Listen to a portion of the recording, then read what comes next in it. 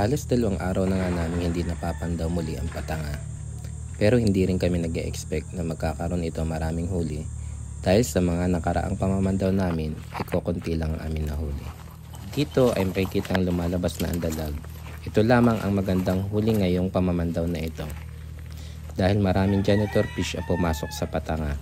Ang mga nahuhuling janitor fish ay kaagad ko tinatapon sa gubat upang hindi na ito muling bumalik sa ilog. May isa nga rin kasamang tilapia ang dalag na nahuli. Nag-iisa lamang ako dito sa pamandaw na ito dahil tinanghali ng gising ang aking bunso. Bagamat 2 lang ang nahuli, ay good size naman ang dalag. Pagka uwi ko nga ng bahay ay kaagad kong iniihaw ang dalag. Kung makikita ninyo ay napakalaki nito. Isinabay ko na rin dito ang tilapia.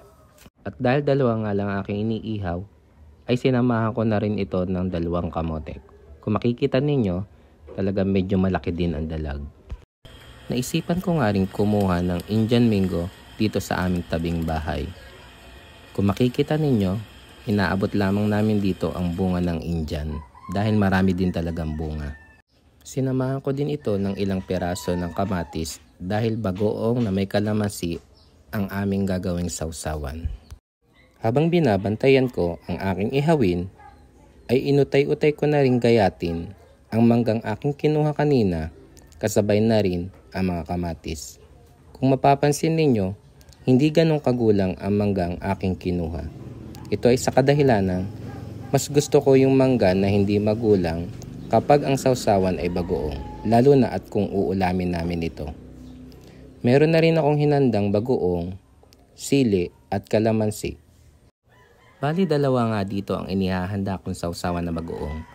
Ang isa ay para sa mga bata na hindi ko nilagyan ng sili at ang isa naman ay para sa aming mga nakatatanda na nilagyan ko ng sili.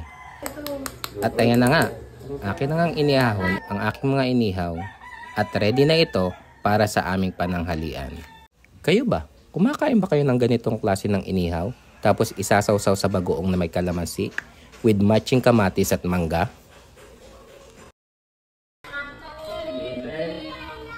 Dalawa.